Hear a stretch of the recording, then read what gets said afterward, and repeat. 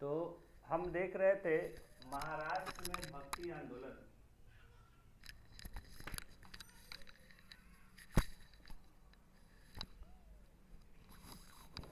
तो जैसा मैंने कहा और हमने पहले पढ़ाया आपको कि सबसे पहले हमने देखा गुरु शंकराचार्य जी जिन्होंने साउथ से अपना शुरू किया था, तमिलनाडु में ज़्यादा था उनका, फिर उसके बाद ऊपर नॉर्थ के इंडिया में आए। तो आदि गुरु शंकराचार्य, उसके बाद रामानुजाचार्य जो कि नॉर्थ इंडिया में जिनका ज़्यादा प्रभाव रहा। उसके बाद हमने कर्नाटक और साउथ इंडिया के एक बड़े विचारक थे, दार्शनिक थे, उस समय संत थे, बसवन्ना। तो कहीं जगह उनको बसवेश्वर अन्ना भी लिखता है, बसवेश्वर। हाँ, ये ध्यान रखना है, कई जगह उनको बसवेश्वर भी लिखा हुआ होता है। क्योंकि अभी देखिए मोदी गए थे साउथ में कुछ महीनों पहले, कुछ महीनों और पहले भी, तो उनकी एक बड़ी मूर्ति को उन्होंने उद्घाटन किया था। उनका एक मंदिर, वहाँ उनकी मूर्ति का उद्घाटन किया था मोदी जी ने। आप नेट पे सर्च करिएगा, न्यूज़ में आ जाएगा, पुरानी बात है। तो उनकी एक बड़ी मंदिर में मूर्ति को स्थापित उन्होंने किया था बसवेश्वर अन्ना नाम से। तो आप सर्च करिएगा Modi inauguration statue of Basaveshwar या बसव करके, तो आ जाएगा। तो उन्हीं के बारे में अभी हमने पढ़ा कि जिन्होंने जो है उन्होंने दलितों पर ज़्यादा फोकस किया था, नहीं, रामानुजाचार्य ने।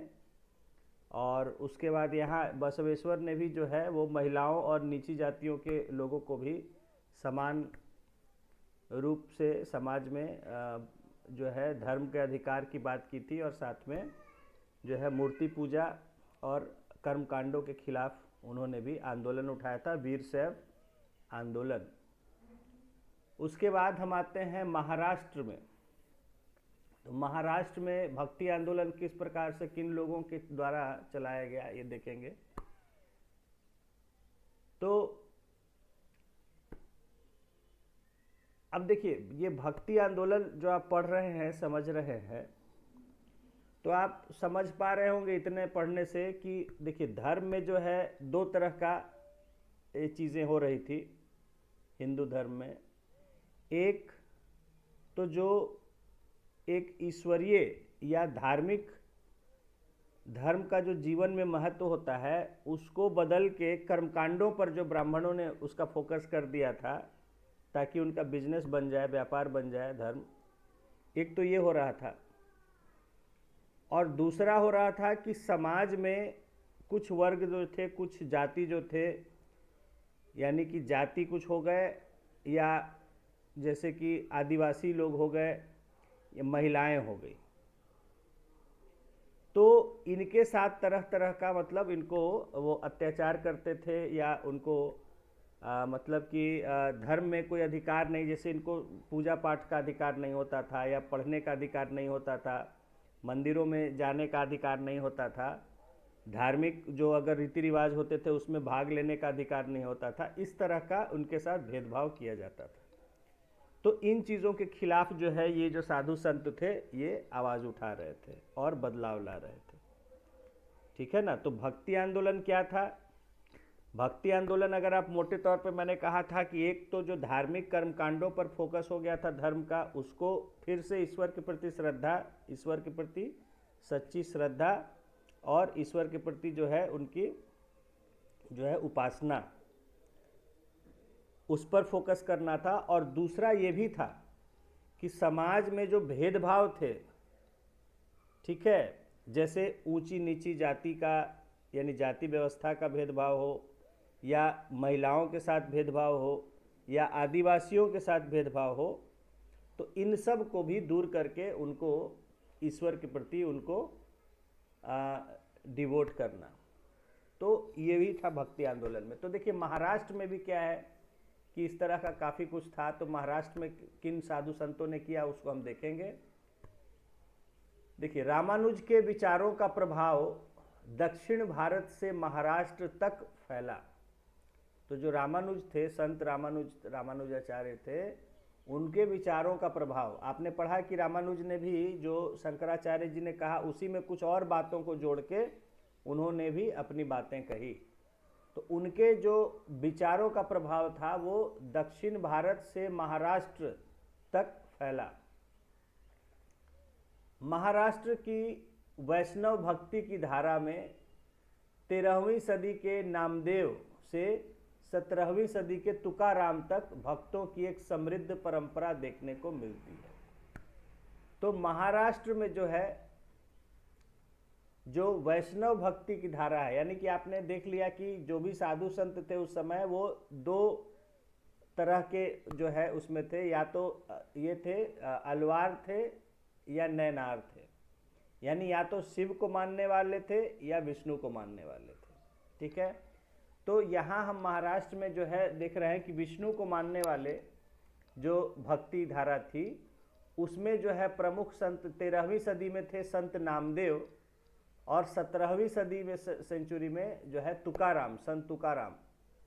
तो नामदेव से लेके तुकाराम तक जो है एक बहुत कई सारे जो है भक्त जो है उसमें महाराष्ट्र में आए, भक्त संत जो आए।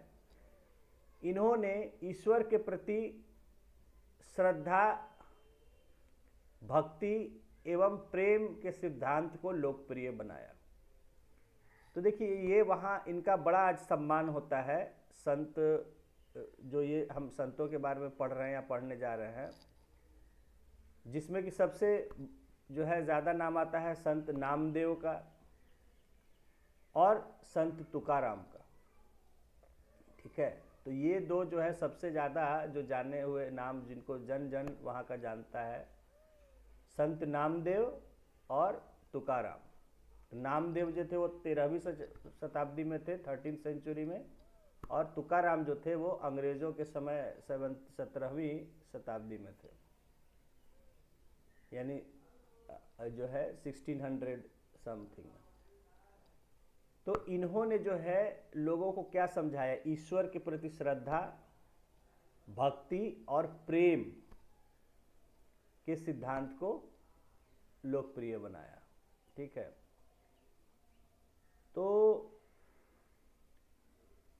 जैसा कि भक्ति आंदोलन का जो मुख्य ये सब सिद्धांत थे, जो मुख्य फोकस था यही था कि ईश्वर के प्रति प्रेम, ईश्वर के प्रति श्रद्धा, ईश्वर की भक्ति। तो इन लोगों ने इन्हीं विचारों को वहाँ महाराष्ट्र में लोगों के बीच में फैलाया। इन संतों ने धार्मिक आडंबर यानी दिखावा, धार्मिक आडंबर जो होता है, दिखावा जो होता है, मूर्ति पूजा, तीर्थ, उपासना एवं कर्म कांडों का खंडन किया। तो इन्होंने इन चीज़ों को जो है बड़ा विरोध किया। देखिए, और मेरा भी ये है, मुझे किसी ने समझाया, मेरे मित्र ने जो महाराष्ट्र का था, कि वहाँ लोग ये कहते हैं कि भाई मंदिर किस ले जाना, मंदिर किस ले जाना, क्योंकि जो हम कर्म कर रहे हैं, जो हम जीवन जी रहे हैं, वही धर्म है। तो हम अच्छे कर्म करें, हम अच्छे जीवन जिए, वो हमारे लिए सही है। मंदिर किस ले जाएं? तो मुझे जैसा बता रहा था मेरा मित्र कि वहाँ अगर कोई ज़्यादा मंदिर जाता है पूजा पाठ करने, तो लोग ये समझते हैं कि अच्छा ये ज़रूर पाप किया होगा, तभी भगवान से माफ़ी मांगने जा रहा है, पाप का छुटकारा करने के लिए जा रहा है, ये ज़रूर पाप करता होगा बहुत। वहाँ अलग है। वहाँ अगर लोग ज़्यादा जो मंदिर जाते हैं, तो कई ऐसा वर्ग है समाज का, खास करके जो वहाँ का आदिवासी वर्ग है, क्योंकि मेरा मित्र भी जो था वो आदिवासी वर्ग से था वहाँ के, वो कहा हम लोग ये कहते हैं कि भाई मंदिर जा रहा है ये जरूर पाप किया हो बहुत, इसलिए इतना मंदिर जाता है पूजा पाठ करने, नहीं तो जो गलत काम नहीं किया तो किस लिए मंदिर मस्जिद जाएगा। ठीक है, तो वहाँ के खासकर आदिवासी वर्गों में, या जैसा कि इस तरह के इन संतों ने कहा कि इन लोगों ने धार्मिक ये पूजा पाठ, ये मूर्ति पूजा और दिखावा, तीर्थ करना और उपासना और कर्मकांड तरह तरह के करना धर्म से, उन सब का विरोध किया। समझना होगा आपको कि क्यों विरोध किया। विरोध इसलिए किया कि ये झूठा दिखावा ये कर्म कांड, क्योंकि देखिए यहाँ मैं आपको कहूँगा थोड़ा सा कि महाराष्ट्र में या बहुत से और जगहों पर जो पॉपुलेशन है, ट्राइबल पॉपुलेशन है, या जो सो कॉल्ड बैकवर्ड कास्ट्स हैं, हालांकि देखिए मैं अभी भी आपको बोलता हूँ, मैं सिर्फ रेफरेंस से ये वर्ड यूज़ करता हूँ, नहीं तो मैं जो है जब मैंने समाज शास्त्र पढ़ा, सोशियोलॉजी का स्टडी किया, और फिर मैंने अपने सामने से देखा, जब लोगों को मैंने खुद जाके बहुत ट्रैवल किया, बहुत लोगों को मैंने देखा है पूरे इंडिया में, तो तब मुझे जो है ये रियलाइज़ हुआ कि दरअसल जिनको हम अनडेवलप्ड, पिछड़ा, बैकवर्ड कहते हैं, दरअसल वही हमसे बेहतर है। और हम हम का मतलब मैं कह रहा हूँ जो पढ़े लिखे लोग या जो संपन्न लोग हैं, फॉरवर्ड लोग जो हैं, तो हम जो इन लोगों से मैं बात कर रहा हूँ कि जो अपने आप को समझते हैं कि हम तो बड़ा डेवलप्ड हैं, हम बड़ा मॉडर्न लाइफ जीते हैं, ये है वो, दरअसल हम ही बहुत बेकार हैं। ठीक है, तो ये मैंने रियलाइज़ किया, that is my personal experience, कि जिनको हम पिछड़ा कहते हैं, जिनको हम बैकवर्ड कहते हैं, शायद वही दरअसल एडवांस हैं, और जो हम लोग जो पढ़े लिखे या डेवलप्ड है या संपन्न लोग हैं, शहरों में रहते हैं, जो भी हैं, वही जो है कहीं ना कहीं बैकवर्ड है। और ये थोड़ा मैंने जब सोशियोलॉजी को एज ए सब्जेक्ट पढ़ा, तब इन चीज़ों को ज़्यादा समझा। तो इसीलिए मैं जो ये बैकवर्ड शब्द कहता हूँ, जस्ट फॉर रेफरेंस पर्पस कहता हूँ, कि जिनको इस तरह से किताबों में लिखा जाता है, समाज में आमतौर पर कहा जाता है, ठीक है, but actually they are not backward. In my view they are much more better than rest of the world. तो मैं यही आपको समझाना चाह रहा हूँ कि ऐसे जो समाज का ऐसा वर्ग है, जो लोग हैं, जैसे जो ज़्यादा शिक्षित नहीं होते हैं, जो ज़्यादा संपन्न नहीं होते हैं या आदिवासी होते हैं, तो ये इनकी सोच बड़ी सरल होती है, इनके मन में ज़्यादा जो है कुछ ये नहीं होता है, ज़्यादा छक्का पंजा, ज़्यादा कॉम्प्लेक्सिटी नहीं होता है, and they have very simple beliefs. तो उस तरह का सोच होता है, they believe in simple living, they have very pure.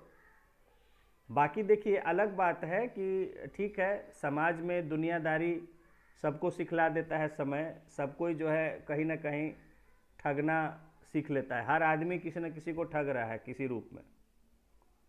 तो वो जो है अलग बात है कि सब वो तो हब उसमें कोई नहीं, ऐसा नहीं है कि गरीब अमीर, पढ़ा लिखा और शिक्षित अनपढ़ का कोई बात है। जो हमारा दुनिया का अनुभव कि हर कोई ठगने में लगा हुआ है, ठीक है ना, ज़्यादातर 99% जो है। तो वो क्योंकि देखिए आदमी जो है ईश्वर ने वो बंदर की तरह बनाया, तो आदमी जो है एक बंदर होता है, कोई भी आदमी, मैं कह रहा हूँ कोई भी आदमी इस दुनिया में जो है, चाहे वो मोदी हो, चाहे वो कोई हो, कोई IAS हो, कोई गरीब हो, कोई भी हो, they are all monkeys, like monkeys. बानर का स्वभाव क्या है, उसको कहीं फल दिखेगा, उसका मन करेगा जाके मैं उसको खा लूँ, उसको he is attracted by anything, उसको कोई भी अच्छी चीज़ दिखेगी उसको लगेगा मैं इसको ले लूँ, जो बानर का स्वभाव होता है। कुछ वो एक अच्छा फल दिखेगा सोचेगा जाके उसको खा लूँ, कोई अच्छी चीज़ देखेगा वो सोचेगा इसको मैं लेके रख लूँ अपने पास। तो मनुष्य का स्वभाव भगवान ने वानर के ही समान बनाया है, उसके मन में लालच होता है, कोई भी चीज़ नहीं देखता है तो उसको आकर्षण हो जाता है कि लगता है मैं इसको ले लूँ, मैं इसको खा लूँ, मैं इसको प्राप्त कर लूँ। कोई सुंदर महिला दिख जाती है उसको सोचता है मैं इसको अपना बना लूँ। तो ये ईश्वर ने हर मनुष्य के मन में लालच, क्रोध, घृणा, काम, ये सारे दो दोष कहे जाते हैं, ये सबके मन में दिए ईश्वर ने। ग्रीड, ठीक है ना, लस्ट, हेट्रेड, ठीक है, ये हर किसी के मन में ईश्वर ने ये दोष दिए, और इन्हीं दोषों के कारण इंसान गलत काम करता है। कोई चीज़ अच्छी लगी उसको ये नहीं कि मैं इसको मेहनत से खरीदूं, उसको लगा किसी से इसको मैं चुरा लूं किसी तरह, तो इसलिए चोरी करता है। ठीक है, तो लेकिन जब उसे ज्ञान हो जाता है, ही रियलाइजेस कि नहीं, ये इस तरह से चोरी करना ये गलत है।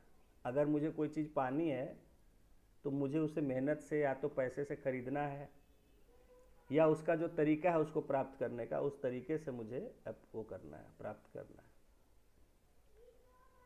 तो ज्ञान जब आदमी को मिलता है तो वो इन दोषों से बचता है। इसीलिए अभी आपने जो पढ़ा था कि ज्ञान मार्ग को ही उन्होंने मोक्ष का कारण बताया। ज्ञान से हम, जब हमें सही गलत का भेद ज्ञान से होता है कि क्या अच्छा है क्या बुरा है, क्या सही है क्या गलत है, क्या पाप है क्या पुण्य है, तो तब जो है एक जो ह्यूमन बीइंग है वो बानर से इंसान बनता है। A monkey is without any knowledge, any creature born is like a monkey, but when he gets knowledge then he becomes a human being. और आगे चल के जब वो होता है तो उसको फिर जिम्मेदार माना जाता है। ज्ञान जब होता है तो फिर उसको समाज में फैसलों की जिम्मेदारी दी जाती है। तो ये मैं कह रहा हूं कि ऐसे लोग जो सरल होते हैं, they are not educated, they are not very rich, they live in forest और in separate areas, they are very simple thinking. उनका विचार, उनकी सोच इतनी ज़्यादा कॉम्प्लेक्स डेवलप नहीं हुई होती है। तो उनके लिए जो है ये होता है कि दे थिंक कि मंदिर क्यों जाएगा आदमी, what is the need to go to temple if we are living properly. अगर हम अच्छे से जी रहे हैं, अपने हम रिश्तेदारों दोस्तों के साथ अच्छा व्यवहार कर रहे हैं, किसी को नुकसान नहीं पहुंचा रहे हैं, तो that is life all about, वही जीवन है।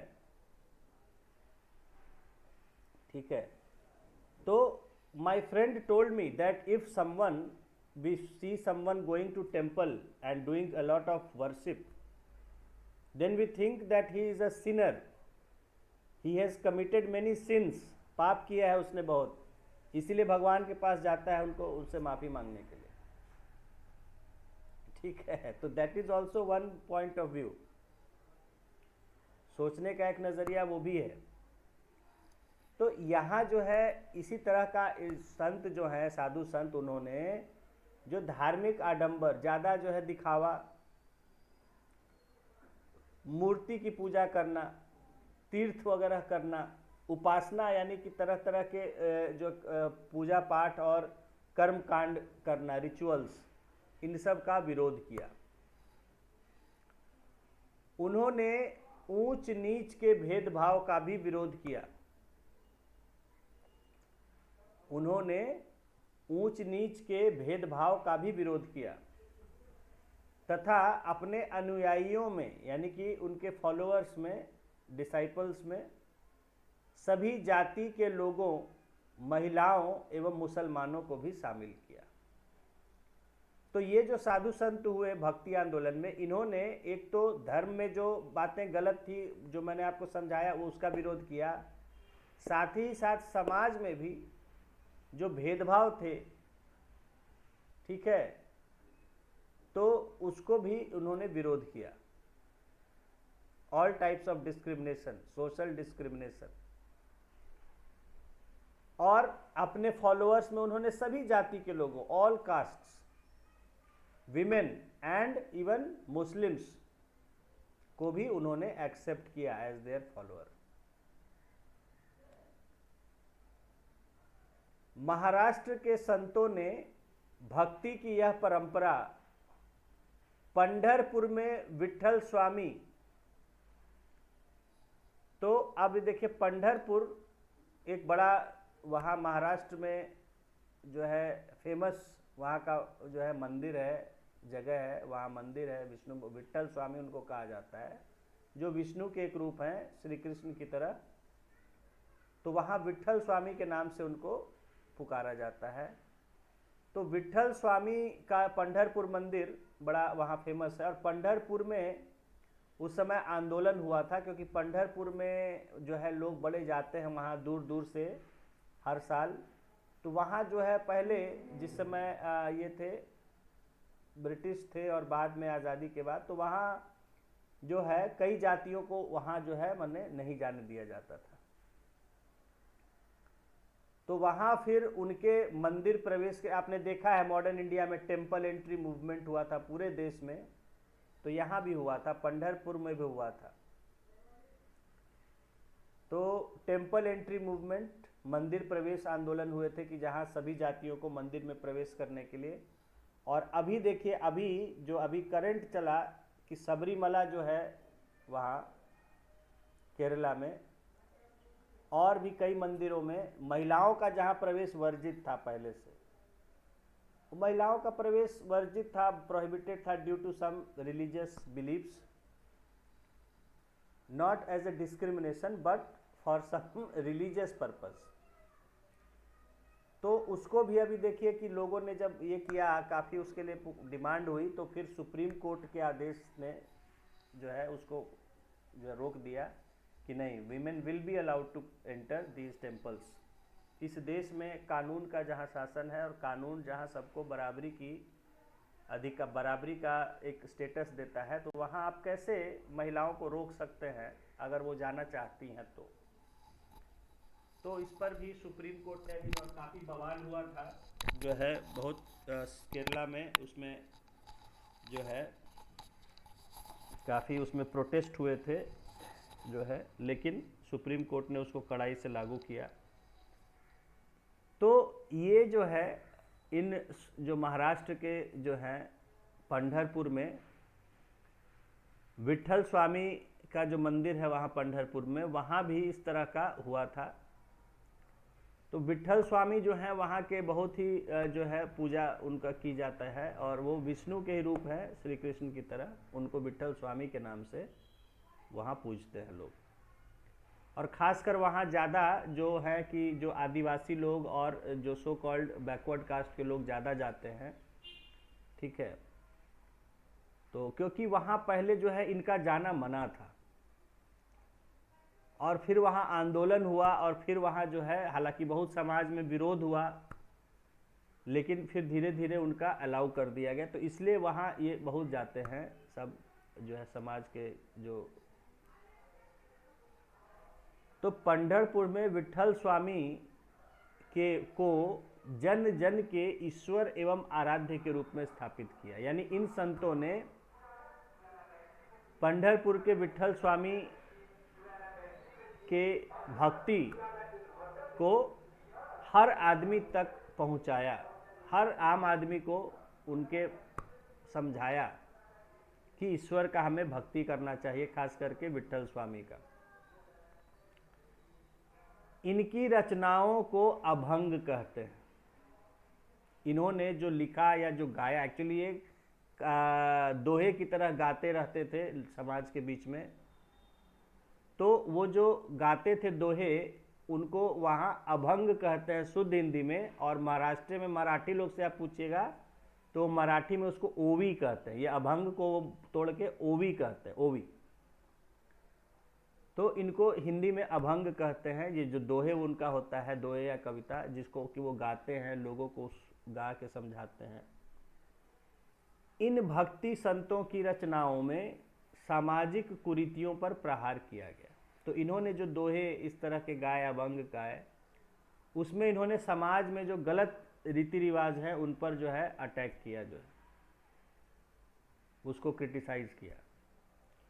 इन्होंने सभी वर्णों, जातियों और यहाँ तक कि अंत्यजों को भी समान नज़रिए से देखा। तो इन साधु संतों ने सभी वर्ण मतलब जो जैसे होता है कि ब्राह्मण, क्षत्रिय, वैश्य, शूद्र, जो भी है, तो वो वर्ण हो गए। जाति, तो जातियां तो आप जान रहे हैं कि बहुत तरह का जाति बन गया है हर जगह।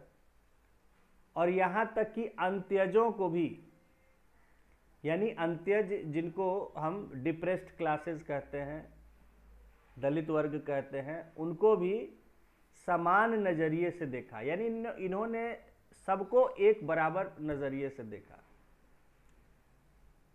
महाराष्ट्र के भक्ति संतों के नाम कौन कौन थे? मुख्य इसमें भक्ति संत जो है तो गणेश्वर, उसके बाद, और ये सब जो है मतलब आपका ऑर्डर ऑफ टाइम में भी है, ये जो नाम दिए जा रहे हैं जैसे जैसे जो आते गए, तो गणेश्वर, नामदेव, एकनाथ, तुकाराम, ज्ञानेश्वर, सक्कूबाई और चोखमेला एवं उनका परिवार।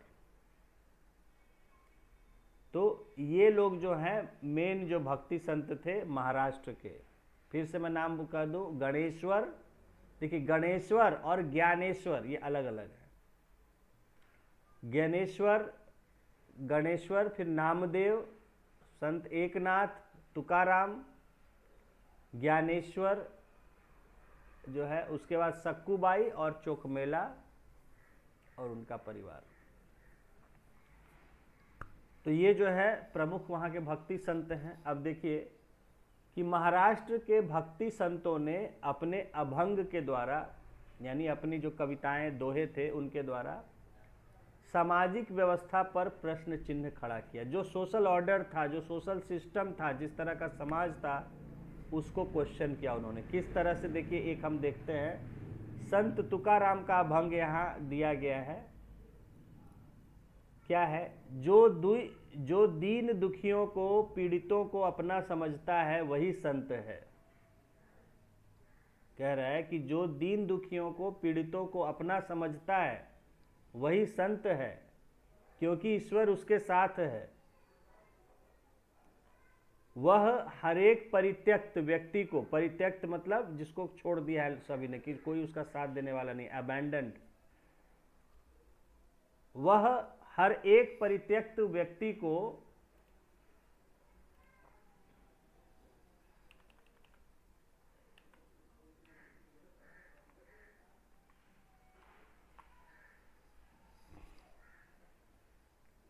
अपने दिल से लगाए रखता है। वह एक दास के साथ भी अपने पुत्र जैसा व्यवहार करता है। यानी वह एक गुलाम को भी अपने बेटे जैसा व्यवहार करता है।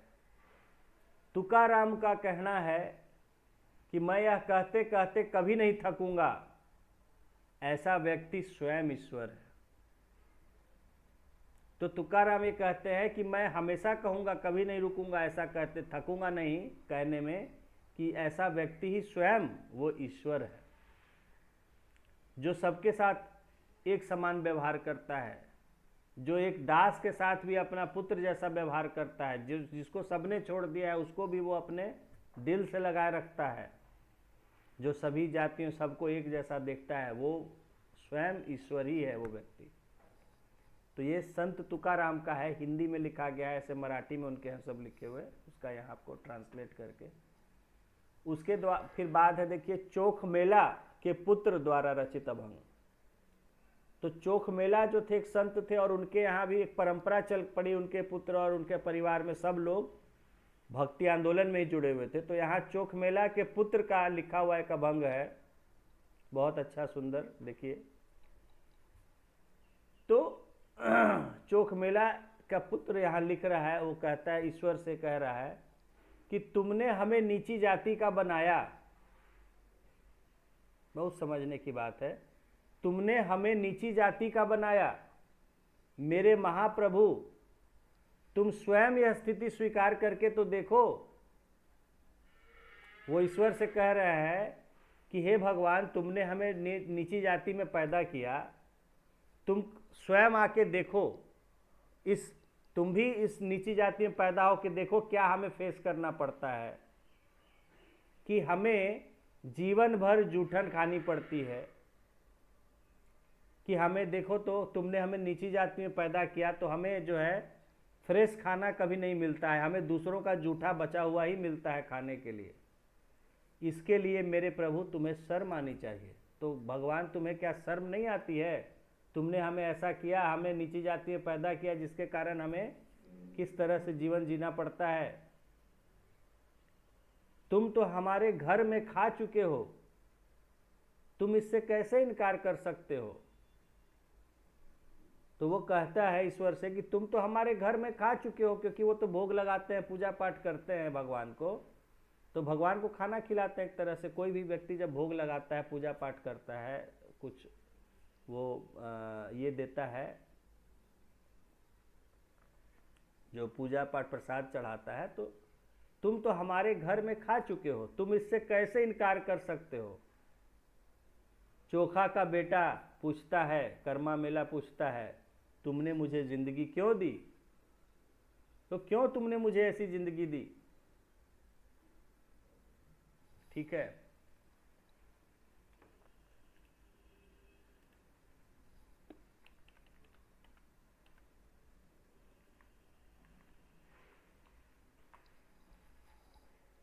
तो ये जो है चोख मेला का पुत्र कर्मा मेला, उसका लिखा हुआ अभंग है, ठीक है, जिसमें वो जो है नीची जाति के लोगों का दुख को और ईश्वर के प्रति उनकी जो सोच है, जो उनका ईश्वर से जो है उनकी प्रार्थना है, या ईश्वर के प्रति उनका एक जो है शिकायत है ईश्वर से, उसको इन्होंने लिखा अपने अभंग में।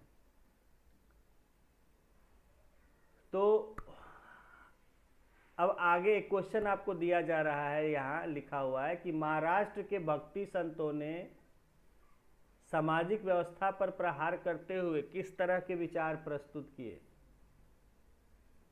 तो अभी आपने पढ़ा कि जैसे कह रहा है कि तुमने हमें नीची जाति का पैदा किया, तुम भी तो कभी देखो, आके पैदा होके देखो कि क्या क्या कष्ट जिंदगी भर सहना पड़ता है, कितना अपमान सहना पड़ता है, इसलिए क्योंकि हम इस जाति में पैदा हुए। उसमें तो हमारा कोई गुनाह नहीं था, वो तुमने हमें पैदा किया, क्योंकि हम उस जाति में पैदा हुए, इसलिए हमें ये सब अपमान सहना पड़ता है, इसलिए हमें ये सब दुख सहना पड़ता है। तो इसलिए तो इस तरह के विचार जो है ये सब उन्होंने लिखा। तो ये हमने देखा महाराष्ट्र में जो भक्ति आंदोलन का परंपरा चला, जो प्रमुख संत थे, ज़्यादा वहाँ याद किया जाता है संत ज्ञानेश्वर, संत तुकाराम, संत नामदेव, संत एकनाथ। और उन्होंने जो है जो एक क्योंकि वहाँ वो सरल भाषा में दोहे कविता वगैरह पढ़ते थे, गाते थे, उसको लोगों को समझाने के लिए उसको अभंग कहा गया, और ओवी कहते हैं वैसे मराठी में। तो ओवी या अभंग जो उन्होंने गाया, तो हमने देखा एक संत तुकाराम का, और हमने चोख मेला के बेटा कर्मा मेला का एक लिखा हुआ अभंग जो है, इनको जगह जगह गाया जाता है और लोग गाते हैं, उसको अपना दुख जाहिर करते हैं गाकर। अब हम आते हैं उत्तर भारत में सामाजिक धार्मिक परिवर्तन की बयार। नॉर्थ इंडिया में किस तरह का सोशल रिलीजियस सोशल चेंज का जो है प्रोसेस चला। बयार का मतलब होता है हवा, ये एक आपका लोकल वर्ड है, देसी शब्द है बयार। तो गानों में पहले पुराने गानों में बयार शब्द इस्तेमाल होता था। कहने का मतलब है कि नॉर्थ इंडिया में सोशियो रिलीजियस चेंज का किस तरह से हवा चली, क्या मूवमेंट चला, उसको अब हम लोग पढ़ेंगे नॉर्थ इंडिया में। अभी हम लोग साउथ इंडिया से ऊपर की ओर आ रहे थे। साउथ इंडिया में हमने तमिलनाडु में देखा, फिर वही तमिलनाडु में रामानुजाचार्य हुए, फिर उसके बाद ऊपर आए कर्नाटक में बसवेश्वर बसवन्ना पर पढ़े, फिर महाराष्ट्र तक आए। अब हम नॉर्थ इंडिया में देखेंगे क्या क्या भक्ति आंदोलन में हुआ, कहाँ किसने क्या किया। तो 13वीं शताब्दी के बाद उत्तर भारत में भक्ति आंदोलन की एक नई चेतना विकसित हुई।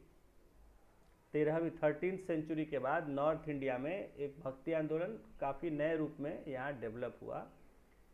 इस चेतना यानी कि जो ये सुधारवादी यानी कि रिफॉर्मिस्ट ये भक्ति आंदोलन था जो समाज में बदलाव सुधार की बात कर रहा था, पर ब्राह्मणवादी हिंदू धर्म, इस्लाम, सूफी संतों एवं तत्कालीन धार्मिक संप्रदायों, नाथपंथियों, सिद्धों तथा योगियों आदि के विचारधाराओं की स्पष्ट झलक देखने को मिलती है। तो ये 13th सेंचुरी के बाद नॉर्थ इंडिया में, उत्तर भारत में जो सुधारवादी भक्ति आंदोलन चला, जो समाज में सुधार करना चाहता था भक्ति आंदोलन के तरीके से, तो ये जो आंदोलन चला समाज में सुधार के लिए और भक्ति के लिए ईश्वर की, उस पर उस समय का जो हिंदू धर्म था, इस्लाम, सूफी संत और उस समय जो हमारे संप्रदाय थे कुछ धर्म के, जैसे नाथपंथी, ठीक है, सिद्ध और योगी, इनके विचारधाराओं का उसमें हमें असर देखने को मिलता है। यानी कहने का मतलब है कि जो भक्ति आंदोलन चला नॉर्थ इंडिया में, उसमें इन सब के विचार शामिल थे। उसमें हिंदू धर्म के भी विचार थे, इस्लाम के भी थे, सूफी संतों के भी थे, और जो और धार्मिक संप्रदाय होते हैं नाथपंथी, तो ये नाथपंथी जो है ये श्रीनाथ भगवान की पूजा करते हैं, वो भी एक नाम है ईश्वर के, वो है, तो नाथपंथी उनको कहा जाता है। ऐसे सिद्ध होते हैं, योगी होते हैं, इनके भी विचार जो है उनका प्रभाव पड़ा भक्ति आंदोलन पर। रामानुज की भक्ति परंपरा को उत्तर भारत में लोकप्रिय बनाने का श्रेय रामानंद को जाता है। तो रामानंद थे जो कि कबीर के गुरु थे, कबीर दास ने रामानंद को ही गुरु माना था। तो उस समय यहाँ जो है भक्ति संत रामानंद थे, तो इन्होंने जो है रामानुज के विचारों के को मानते थे, उनकी भक्ति परंपरा को यहाँ उन्होंने लोकप्रिय बनाया। तो हिंदी काव्य में एक उक्ति मिलती है, तो कहीं एक इस तरह का दोहा लिखा हुआ मिलता है हिंदी में कि भक्ति द्राविड़ उपजी लाए रामानंद, प्रकट करी कबीर ने सप्तद्वीप नवखंड। ठीक है, तो दोहा लिखा हो कि भक्ति द्राविड़ उपजी, यानी साउथ इंडिया में ये भक्ति शुरुआत हुआ, पैदा हुआ ये भक्ति कहाँ, साउथ इंडिया में। और उस जो साउथ इंडिया में जो भक्ति जो पैदा हुई उसको यहाँ लाए रामानंद, नॉर्थ इंडिया में लाए रामानंद। प्रकट करी कबीर ने सप्तद्वीप नवखंड, और वो रामानंद जी जो लाए यहाँ पर, उसको और ज़्यादा प्रचार किया, लोगों के बीच में लाया कबीर ने, जो उनके शिष्य हुए। सप्तद्वीप यानी सातों जो द्वीप हैं और उसके नए हिस्से में, ठीक है, नवखंड। ठीक है, तो जो भी यहाँ कहने का मतलब है कि जो भारत के इलाके थे उस समय, ठीक है, तो जैसे कहीं एक राजपूताना था, कहीं एक उत्तर भारत का अलग था, अवध वगैरह था, इस तरह से जो है अलग अलग हिस्सों में इस देश का मेजर जो है बटा हुआ था। तो यहाँ कहा जा रहा है कि उसमें प्रकट करी कबीर ने उसको बहुत ज़्यादा गा के लोगों के बीच में फैलाया। तो ये दोहा बताता है कि जैसे भक्ति द्राविड़ उपजी, यानी साउथ इंडिया में भक्ति आंदोलन पैदा और शुरुआत हुआ, लाए रामानंद, और उसको नॉर्थ इंडिया में लाए रामानंद, यानी उन विचारों को सीखा समझा और यहाँ तक लाए, थोड़ा उसको लोगों को सिखाया रामानंद ने। लेकिन प्रकट करी कबीर ने, यानी कि इतना सरल भाषा से कबीर ने उसको समझाया कि लोगों ने उसको बड़े सहज, बहुत सिंपली अंडरस्टैंड किया, समझ लिया। सप्तद्वीप नवखंड, यानी सातों जो द्वीप हैं अलग अलग, और जो है नए हिस्से जो हैं देश के, उन सब में कबीर ने फैलाया। आगे देखिए, अच्छा एक्सप्लेन भी किया है, अर्थात जो भक्ति दक्षिण भारत में आरंभ हुई उसे रामानंद ने उत्तर भारत में लाया तथा कबीर ने इसे प्रसारित किया। तो इन्होंने जातिवाद एवं भेदभाव को अनुचित बताया। रामानंद जी के बारे में कहा जा रहा है और कबीर के, कि इन्होंने जातिवाद और भेदभाव को अनुचित, गलत बताया तथा सभी जाति के लोगों को साथ साथ खाने पीने को भी स्वीकार किया। तो इन्होंने कहा कि भाई सभी जाति के लोगों को साथ साथ खाना पीना भी चाहिए, मिलना बैठना भी चाहिए, हर रीति रिवाज साथ साथ मिल के करना चाहिए। इनके शिष्यों में निम्न जाति के हिंदू एवं मुसलमान भी थे। तो इनके जो शिष्य थे उसमें निम्न यानी कि बैकवर्ड क्लास के हिंदू भी थे और मुसलमान भी थे। इन्होंने जात पात के विरुद्ध काफी मुखर होते हुए कहा। तो इन्होंने जो है जाति व्यवस्था का बिल्कुल खिलाफ करते हुए ऐसा दोहा गाया कि जात पात पूछे नहीं कोई, हरि को भजे से हरि का होई। कि कोई व्यक्ति का जात पात नहीं पूछे किस जाति के हो, बल्कि जो ईश्वर की भक्ति करता है वो ईश्वर का जो है चेला हो गया। ईश्वर का जो भी भक्ति कर रहा है वो ईश्वर का चेला है, उसका शिष्य है। इसमें जाति पाति क्या पूछना है कि कौन किस जात में पैदा हुआ। हर कोई जो ईश्वर को याद कर रहा है वो ईश्वर का फॉलोअर है। तो जात पात पूछे नहीं कोई, हरि को भजे से हरि का होई। तो यहाँ ये कहा जा रहा है कि इससे फर्क नहीं पड़ता है कि आप किस जाति के हैं। जो ईश्वर को याद करेगा, जो ईश्वर की भक्ति करेगा, उसे ही ईश्वर स्वीकार करेंगे। ठीक है, तो यहाँ इन्होंने भी ईश्वर की भक्ति पर फोकस कहा कि ईश्वर उसे स्वीकार करते हैं जो उनको याद करता है। जो उनको याद नहीं करता है तो उसको खाली दिखावा करने से ईश्वर उसको नहीं स्वीकार, डू नॉट एक्सेप्ट। अब देखिए आगे कुछ आपको यहाँ मैंने थोड़ा बताया भी था आपको। तो अब अलग अलग जो धर्म में हमारे संप्रदाय होते हैं, यानी लोगों के ग्रुप्स होते हैं अलग अलग विश्वास के आधार पर। तो यहाँ देखिए धर्म के जो है एक होता है सगुण संप्रदाय, सगुण मानने वाले जो होते हैं। सगुण का मतलब होता है सगुण, गुणों के साथ। तो सगुण संप्रदाय जो है, जो गुणों के साथ, कहने का मतलब कि वो भगवान में भगवान का एक रूप के रूप देखते हैं और उसके गुण अवगुण वो देखते हैं कि हाँ उनमें ये गुण थे, इसलिए उनको ईश्वर मानते हैं। सगुण मतलब होता है कि जो ईश्वर को एक फॉर्म उसका एक्सेप्ट करते हैं और उसके कुछ क्वालिटीज उसमें देखते हैं, इसलिए वो उनको ईश्वर मानते हैं। उनको सगुण संप्रदाय कहा जाता है। जैसे राम, कृष्ण, तो ये माना जाता है कि ये इनको भगवान क्यों माना गया, इनको पूजा जाता है। क्यों? क्योंकि इनमें कुछ गुण थे, इन्होंने जो कर्म किए तो लोगों ने माना कि ये ईश्वर के अवतार हैं और उनको भी भगवान का दर्जा दिया।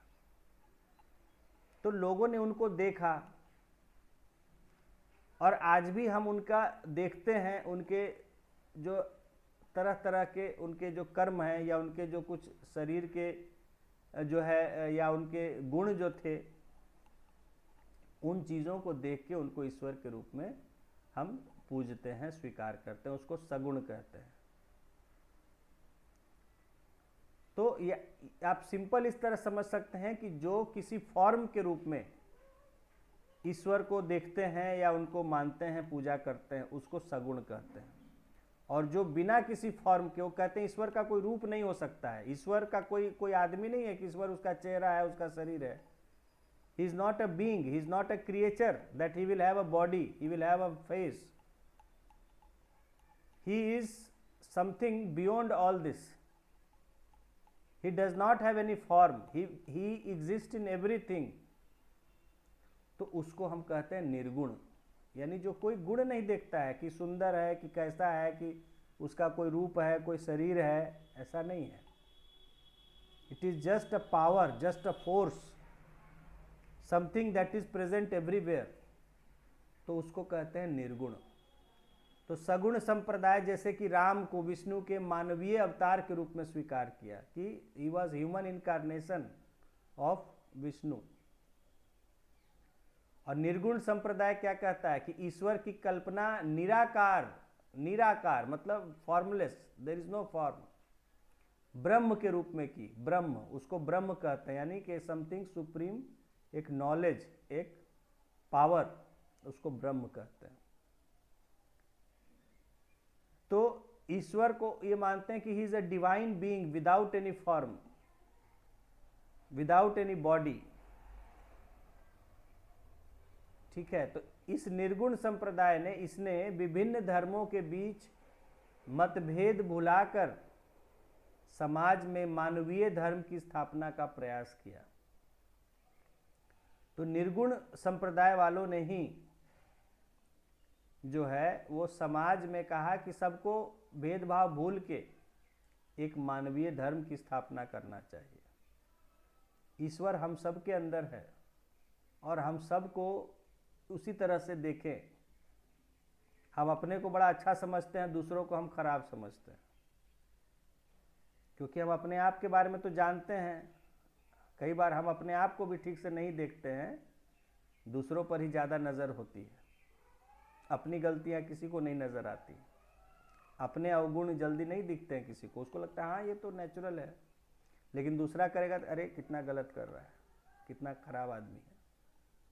हम लालच करें तो ठीक, दूसरा लालच करे तो अरे वो तो ऐसा है, बहुत लालची है, करप्ट है। देखिए दुनिया भर में लोग दूसरों को बहुत दोष देते हैं, अपने को दोष जो है बहुत कम लोग देते हैं कि हम भी गलत काम करते हैं, हम भी लालच करते हैं, हम भी दूसरों से झूठ बोलते हैं, हम भी दूसरों को ठगते हैं अपने फायदे के लिए। लेकिन दूसरा कोई करे तो तुरंत सबके नज़र में आ जाता है। तो यहाँ कहा जा रहा है कि निर्गुण संप्रदाय वालों ने, यानी जो निर्गुण ईश्वर का कोई रूप नहीं मानता थे, जो कहते कि ईश्वर हम सब में है, तो हम जैसे अपने आप को हम मानते हैं, अपना ध्यान देते हैं, वैसे दूसरों को भी हम समझे। कोई सामने एक जीव जा रहा है उसको भी हम समझे कि वो भी एक जीव है, हमारी तरह वो भी एक जीव है, जैसे हम हैं वैसे वो है, कोई फर्क नहीं है। हम अपना सम्मान चाहते हैं तो हम उसका भी सम्मान करें। कहा गया है कि जैसा आप सम्मान चाहते हैं, what you expect yourself, you must behave like that with others. जैसा आप अपना व्यवहार खोजते हैं तो दूसरों के साथ भी कीजिए। आप सोचते हैं लोग हमको सम्मान करें तो आपको भी दूसरों को सम्मान करना होगा। सम्मान से ही सम्मान मिलता है। तो यहाँ इन लोगों ने, निर्गुण संप्रदाय वालों ने इसी रूप में जो है पूजा की ईश्वर की, और उन्होंने अपने भेदभाव भुलाकर एक मानवीय धर्म, यानी कि जहाँ हम मानव को ईश्वर का एक रूप समझते हैं, ऐसे समाज की कोशिश किया इन्होंने बनाने की। हाँ, आगे देखते हैं। रामानंद राम भक्त संप्रदाय के प्रवर्तक थे। रामानंद भी जो थे वो राम के भक्त के ग्रुप में थे, राम की भक्ति में वो भी मानते थे, राम की भक्ति करते थे एक तरह से सब, इसलिए नाम रामानंद भी था। इनके शिष्य दो वर्गों में विभक्त हो गए।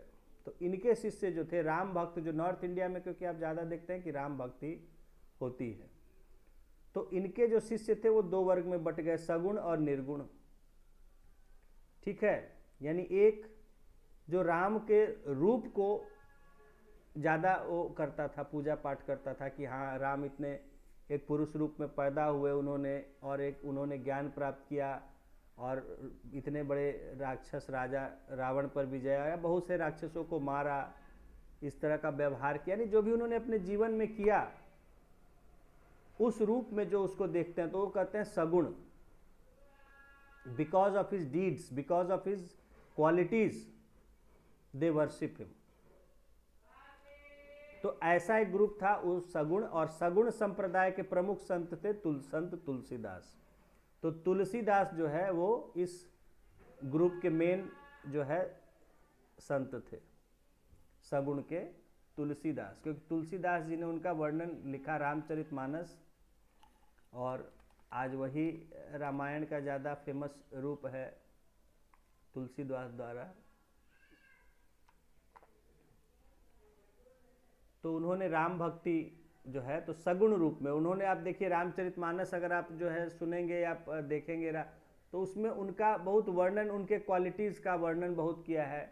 वो ऐसे इस तरह से इनका इतना सुंदर रूप था, इतना मीठा वचन था, इतना उन्होंने व्यवहार वीरता का ये किया, ब्रेवरी, और हर तरह का मतलब उनके बारे में पूरा जो है उन्होंने डिस्क्रिप्शन दिया है।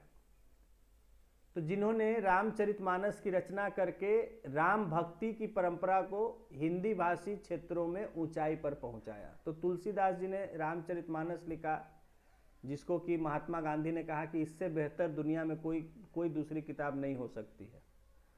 एक बार महात्मा गांधी से पूछा गया कि जो आप जितना जानते हैं और जितना आपने देखा है, पढ़ा है, समझा है, क्योंकि गांधी भी बहुत पढ़ते थे किताबें, सभी धर्मों की किताब उन्होंने भी पढ़े, तो उसमें उनसे पूछा एक बार किसी ने कि आपको क्या लगता है कि कौन सी सबसे अच्छी आपको लगी या आपके विचार में सबसे श्रेष्ठ किताब है जो इस दुनिया में लिखी गई। तो गांधी ने कहा कि मुझे लगता है कि रामचरितमानस से बेहतर कोई किताब नहीं लिखी जा सकती या नहीं लिखी गई आज तक। तो यहाँ जो है वही कह रहे हैं कि तुलसीदास जी ने रामचरितमानस लिखा, और जो हिंदी बोलने वाले क्षेत्र थे नॉर्थ इंडिया में, यानी उसमें राम भक्ति की परंपरा को बहुत ही ऊंचाई पर पहुंचाया। आज देखिए सब लोग राम का भक्ति में डूब गए हैं, पूरे देश में जो है ना, धर्म में डूबे हुए हैं, हिंदू धर्म में, बाकी कुछ नजर ही नहीं आ रहा है। इन्होंने एक आदर्श समाज की कल्पना की। सगुण और तुलसीदास जी की बात हो रही है। तो इन्होंने एक आदर्श समाज की कल्पना की जिसे कि रामराज कहा जाता है आज के समय में, और जिसमें सभी जातियां अनुशासन एवं शांति से अपना जीवन व्यतीत कर सके। तो रामराज जो कहा जाता है, इतना देखिए राम मंदिर इस्टेब्लिश करना, और तो रामराज का कंसेप्ट है कि राम का जब राज था तो वही यहाँ कहा जा रहा है कि जिसमें सभी जातियां, सभी तरह के लोग अनुशासन, डिसिप्लिन से एवं शांति, पीस से अपना जीवन, तो माना जाता है कि राम राज में कोई अपराध नहीं था, कोई जो है लॉलेसनेस नहीं था, हर कोई अनुशासन से रहता था, डिसिप्लिन से रहता था, और कंप्लीट पीस था। इस तरह का रामचंद्र जी के समय में शासन गवर्नमेंट चलता था, राम जी का राज था। तो उसी को लोग एक आदर्श बना के आज भी कल्पना में कि राम राज होगा, राम राज होगा, है ना। और बहुत तरह के गाने आ गए हैं कि जब राम आए तो बताइए ये होगा वो होगा, इसीलिए अयोध्या का मंदिर बना। तो यही यहाँ कहा जा रहा है कि इन्होंने एक आदर्श समाज की कल्पना की जिसमें कि सभी जातियाँ अनुशासन और शांति से अपना जीवन व्यतीत कर सके। तो ये हो गया तुलसीदास और सगुण के बारे में। उसके बाद वैष्णव धर्म की परंपरा में एक प्रमुख शाखा कृष्ण भक्ति की थी, जिसमें वासुदेव कृष्ण को विष्णु का अवतार मानकर उसकी आराधना पर बल दिया गया। अब दूसरा जो एक ग्रुप हुआ, जो वैष्णव धर्म की परंपरा में विष्णु का एक और रूप जो है कृष्ण को माना गया कि वासुदेव कृष्ण, यानी कि वसुदेव के पुत्र कृष्ण जो हुए, उनको विष्णु का अवतार मानकर उनकी फिर आराधना पर, उनके जो है भगवान की तरफ भक्ति पर बल दिया गया। इस परंपरा के प्रमुख संतों में मीराबाई, चैतन्य महाप्रभु, वल्लभाचार्य, सूरदास एवं रसखान आदि का नाम शामिल है। तो कृष्ण भक्ति के रास्ते भक्ति आंदोलन में करने वाले संत जो थे, उसमें मीराबाई आपने सुना है, एक राधा एक मीरा, दोनों हरि नाम की प्यासी, एक प्रेम दीवानी एक दर्श दीवानी। हाँ गाना है ना, तो वही, हाँ तो वही उसमें यही तो बता रहे ना कि एक राधा हुई एक मीरा हुई। तो राधा ने उसको अपनाना चाहा, मीरा ने सिर्फ उनको पूजा के रूप में, उनको दर्शन के लिए वो थे। नहीं, वो किसी ने लिखा है, जो कवि नहीं लिखा है, लेकिन मैं आपको मतलब बता रहा था कि जो, क्योंकि वो पॉपुलर बिलीफ लोगों के एक सोच को वो करता है। तो मीराबाई के बारे में बता रहा था कि मीराबाई इस तरह की एक जो है हुई, तो जो कृष्ण भक्ति तो वो गाती हैं, मीराबाई गाती हैं कि मेरे तो गिरधर गोपाल दूसरो न कोई, जाके सिर मोर मुकुट मेरो पति सोई। हाँ आगे लिखा ही हुआ है, अच्छा देखिए संजोग से आगे दिया हुआ है, हम देखे नहीं थे, नीचे दिया हुआ है। तो मेरे तो गिरधर गोपाल दूसरो न कोई, जाके सिर मोर मुकुट मेरो पति सोई। आगे देखेंगे मीराबाई का। तो मीराबाई हुई, उसके बाद बंगाल, मीराबाई जो है राजस्थान में हुई, चैतन्य महाप्रभु जो हुए वो बंगाल में हुए, वल्लभाचार्य फिर इधर हुए आपके जो है सेंट्रल इंडिया में, यूपी एमपी का क्षेत्र, और सूरदास अवध में हुए, सूरदास और रसखान। तो ये सब जो है कृष्ण भक्ति पर, ठीक है, इन्होंने लिखे। और रसखान जो हुए, तो ये सब मिडिवल इंडिया में ये जो है कृष्ण भक्त संत हुए। अब एक एक करके देखेंगे। देखिए मीराबाई का संबंध मेवाड़ एवं मारवाड़ के राजघरानों से था, यानी राजस्थान में उस समय राजघराने थे मेवाड़ और मारवाड़, उस वहाँ के राजघरानों से इनका संबंध था। ये बचपन से ही कृष्ण के प्रति श्रद्धा एवं प्रेम की भावना से प्रेरित थी। तो बचपन में ही किसी ने उनको एक मूर्ति दे दी थी, बोली थी कि यही तुम्हारा पति होगा, ठीक है। तो ये पूछती थी, मतलब ऐसा स्टोरी है हमने जो जानते हैं जितना, कि पूछा करती थी कि मेरा किससे शादी होगा, मेरा कैसे आदमी से शादी होगा। बच्ची थी तो ऐसे, क्योंकि बच्चों में होता है गुड्डा गुड़िया का खेल खेलते थे, तो सब बच्चियों को उस समय बचपन से सिखाया भाई तुम्हारा शादी होगा, तुम्हारा ब्याह होगा। तो ये पूछती थी कि मेरा किससे ब्याह होगा, तो उसको एक कृष्ण का मूर्ति दे दिया कि लो इसी से तुम्हारा ब्याह होगा। तो तब से ये उसी को अपना मानते हुए कि मेरा यही इसी से ब्याह होगा, और उसी से उस तरह से बड़ी हुई। तो उन्होंने बचपन में ही उस मूर्ति को, कृष्ण रूप को, उस मूर्ति को ही मान लिया कि यही हमारे पति होंगे, यानी हमारे स्वामी होंगे। और उन्हीं के गीत गाते गाते फिर इनका शादी ब्याह कर दिया गया, लेकिन ये उसको एक्सेप्ट नहीं कर पाई। वहाँ भी ये जैसे मूर्ति में ही अपना पति को मानती थी, तो जो एक दूसरे जिससे शादी हुई थी तो उसको ये कभी अपना पति नहीं मानी, तो फिर इनको जो है धीरे धीरे छोड़ दिया गया था, और ये अपना फिर जगह जगह घूम के अपना भक्ति करती थी। तो वही मैं बता रहा हूँ कि बचपन से ही ये कृष्ण के प्रति श्रद्धा एवं प्रेम की भावना से प्रेरित थी। इन्होंने सुखमय जीवन त्याग कर परिवार के विरोध के बावजूद साधु संतों की संगति अपनाई और दलित वर्ग के रैदास की शिष्या बनी। तो उस समय रविदास जो थे, तो जो उस समय वो भक्ति के आंदोलन में उस समय वो भी जो है संत थे, संत रविदास, तो उनको उनकी शिष्य बनी ये भी जाके। और परिवार ने बहुत इनको डराया धमकाया, तरह तरह से इनको ये किया, लेकिन इन्होंने छोड़ा नहीं। इन्होंने कहा कि नहीं, मेरे एक ही पति हैं, वो हैं ये जो इस मूर्ति में जो हैं कृष्ण, और दूसरा तो कोई नहीं है मेरा।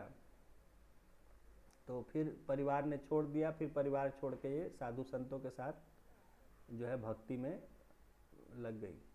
तो वही उनका देखिए आगे मीरा की भक्ति रचना का एक अंश है, बहुत सुंदर ये है कि मेरो तो गिरधर गोपाल दूसरो न कोई, मेरा तो सिर्फ गिरधर गोपाल है और कोई नहीं है मेरा। जाके सिर मोर मुकुट मेरो पति सोई, जिसके सिर पर मोर का मुकुट बना हुआ है, यानी मोर पंख लगाए रहते हैं कृष्ण हमेशा, तो मेरो पति सोई, मेरा तो वही पति है। साधु धिक बैठ बैठ लोक लाज खोई, कहते हैं कि मैं सबके साथ, साधुओं के साथ जहाँ तहाँ बैठी उठी बैठी, और लोक लाज यानी कि मुझे किसी की चिंता नहीं रही, किसी से लाज नहीं रही, लज्जा नहीं रही मुझे, ठीक है। ये लोक लाज, मेरा कोई सम्मान नहीं करता है, समाज से मुझे बहिष्कार कर, बॉयकॉट कर दिया गया। तो लोक लाज खोई, भगत देखी राजी भई, जगत देखी खोई। तो भगत देखी राजी भई, तो जो भक्तों को देखकर मुझे बड़ी खुशी हुई, जो मुझे खुशी मिली कृष्ण के भक्तों के साथ मिलना, उनसे बातें करना, उनके साथ रहना। तो भगत देखी राजी भई, जगत देखी खोई। तो वो जब मैंने, लेकिन ईश्वर जो ये संसार में जब दुनिया में लोगों को मैंने देखा तो वो मेरी खुशी खो गई, चली गई। जिस तरह मैं लोगों को देखती हूँ तो समाज को, यानी एक तरह से समाज पर इन्होंने कमेंट किया है उस समय के, कि उसको देख के मेरा जो खुशी था वो चला गया जो है। तो ये इन्होंने लंबी कविता है इनकी, उसका कुछ 4 लाइन यहाँ आपको दिया गया है।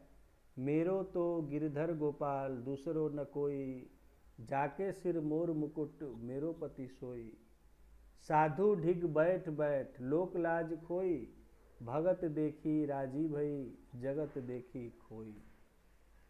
तो ये मीराबाई का एक रचना का अंश है। तो मीराबाई के बारे में मैंने आपको एक ब्रीफ दे दिया कि किस तरह उनका जीवन हुआ, फिर ब्याह कर दिया, राजघराने में पैदा हुई थी, लेकिन बचपन से वो उस मूर्ति के प्रति उनको आसक्ति हो गई, उसे ही अपना सब कुछ मान के, पति मान के, और उसी की भक्ति में डूब गई। फिर इनका शादी ब्याह दूसरे राजघराने में किया गया, लेकिन ये जो है उस तरह अपना स्त्री धर्म नहीं निभा पाई, न उस परिवार को अपना परिवार मान पाई, न पति को पति मान सकी, जिसके कारण फिर धीरे धीरे बहुत पहले उनको अत्याचार किया गया। बल्कि एक है कि उनको जहर का प्याला भी पीने के लिए दिया गया, और जहर का प्याला भी उनका कुछ, हाँ, घर ही में कहा गया उनको कि जहर पी लो फिर मर जाओ। जब तुम नहीं रह सकती हो, इस परिवार को एक्सेप्ट नहीं कर सकती हो, तो उस तुम्हारे ज़िंदगी का क्या है। तो उनको जो है धोखे से जहर का प्याला भी दिया गया, लेकिन जहर का प्याला भी कहते हैं कि पीने से उन पर कोई असर नहीं हुआ, उसको भी वो पानी की तरह पचा गई, जो है पी गई। तो जो है उसके बाद मीराबाई से देखिए सीखने का बात है, सीखने का बात कुछ नहीं है, बात यह है कि उन्होंने कृष्ण भक्ति किया। उस समय उन्होंने सामाजिक व्यवस्था पर जो है ये किया, और उन्होंने भी जैसे बाकी साधु संतों ने जो उस समय के जो है समाज पर उस समय जो गलत कुरीतियाँ थी उनका विरोध किया, तो वैसे इन्होंने भी किया। इसलिए इन्होंने यहाँ लिखा है कि जगत देखी खोई। लेकिन मीराबाई जो थी बेसिकली वो कृष्ण भक्त थी, ठीक है, कृष्ण की भक्ति। और कहने उनके जीवन से ये सीखते हैं, आपने पूछा कि सर क्या सीखना है, तो जैसे ये मैंने बताया कि उन्होंने एक कृष्ण को ही अपना जीवन का एक अल्टीमेट गोल बना लिया कि मेरा सब कुछ बस कृष्ण है, यानी कि ईश्वर की भक्ति ही मेरा सब कुछ है। और हाँ, बचपन में देखिए जब बच्चा थी उनको कहा गया कि यही तुम्हारा जो है पति है, इसी से शादी होगा, तो उसी को अपना वो मान ली, उसी का सेवा करने लगी, उसी को सब कुछ। कहने का मतलब है कि देखिए कि इस समय उनको बहुत कष्ट दिया गया, उन सब कष्टों को उन्होंने सहा, और कहा गया कि जहर भी पी गई। तो यहाँ ये है कि जो इतना प्योरिटी था जिनमें विचारों की इतनी पवित्रता थी कि उनको जहर भी कुछ नहीं बिगाड़ सका। तो ये सीखने का है कि when we are so pure, even the poison can not affect us. तो जब ये देखा तब उनको लोगों ने उनके चमत्कार को माना कि ये भाई संत हैं, कि जो जहर जिनको दे दिया गया धोखे से, जहर का भी कोई असर नहीं हुआ। तो सीखने का मतलब है कि देखिए इन लोगों ने तो भक्ति किया, ईश्वर की भक्ति, और कहा कि जिंदगी का जो मोक्ष है वो ईश्वर की भक्ति से ही प्राप्त हो सकता है। अपने दुखों से, जब दुख इनको भी मिले, बहुत दुख इनको दिए गए, जब तक ये परिवार में रहीं बहुत दुख दिए गए, और बाद में भी जब परिवार छोड़ दी तब भी इनको बहुत मतलब एक समाज में उस समय कोसा गया, क्योंकि जो ट्रेडिशनल जो सोच थी लोगों की, जिस तरह सोचते थे, तो उसमें ये फिट नहीं बैठती थी। तो वही तो इन्होंने लिखा कि साधु डिग बैठ बैठ लोक लाज खोई। साधुओं के बीच रहते हुए मैंने सब साधुओं के बीच में रहना शुरू किया, तो लोक लाज मेरा चला गया, यानी कि जो समाज में एक रिस्पेक्ट होता है वो ख़त्म हो गया, और कोई लज्जा नहीं रहा मुझे किसी से कि मैं स्त्री हूँ, क्योंकि वो उनका वो मतलब अपने अस्तित्व को ही भुला बैठी थी, ठीक है ना। वो इतना डूब चुकी थी ईश्वर भक्ति में कि मैं स्त्री हूँ कि क्या है, कि कोई पुरुष है कि कोई क्या है, उसका उन्हें बस उनको कृष्ण के सिवा कुछ दिखता ही नहीं था। समझ गए ना? तो कहने का मतलब यहाँ ये है कि जैसे उनको बचपन में जो सिखाया गया कि ही इज योर हस्बैंड, वो उनको उनमें इतना डिवोटेड हो गई कि she forget everything else then her husband. ये महिलाओं के लिए सीख है कि शी फॉरगॉट एवरीथिंग, कि कुछ दुनिया में और कुछ है भी, उसका उनको कोई होश नहीं रहा, किसी बात की और चिंता नहीं रही, कि बस जो मेरे प्रभु हैं उनका I have to remember him, I have to worship him. तो वही इन्होंने लिखा है कि मेरो तो गिरधर गोपाल दूसरो न कोई, कोई नहीं है मेरा और कुछ नहीं, और जाके सिर मोर मुकुट मेरो पति सोई। खैर, तो चलिए हम लोग को यहाँ उतना इसमें नहीं जाना है, हमें सिर्फ हम जान रहे हैं कि जो भक्ति परंपरा चली उसमें कौन कौन संत जो हैं और प्रमुख रहे, उन्होंने क्या मैसेज दिया समाज को, किस तरह का, क्या उन्होंने कुछ रचना वगैरह किया, वो हम जान रहे हैं। अलग से आप पढ़ सकते हैं मीराबाई के बारे में। हाँ, यहाँ देखिए अब अगले हैं बंगाल के चैतन्य महाप्रभु।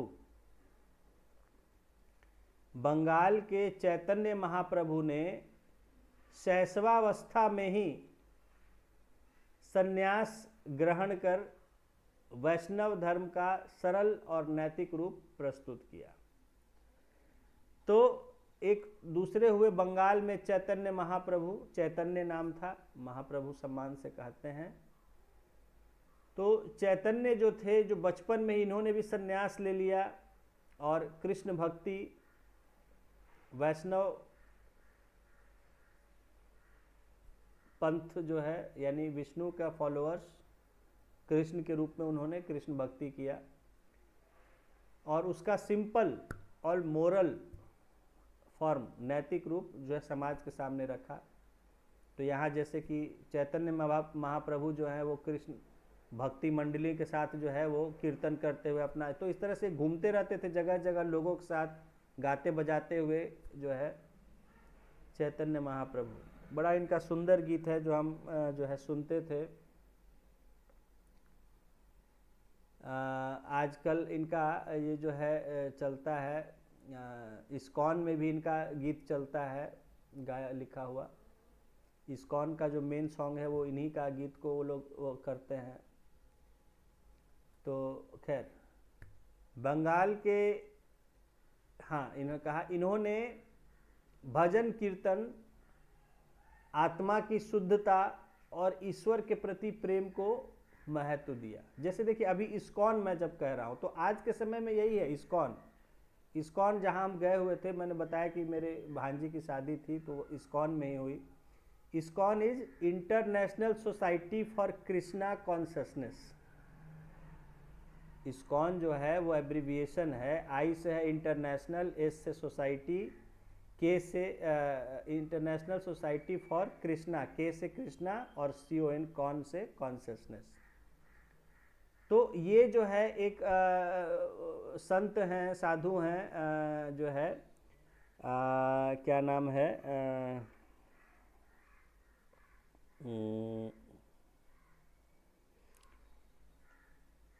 देखिए मुंह से मैं इधर डूब गया हूँ तो मुंह से नाम उनका निकल रहा है।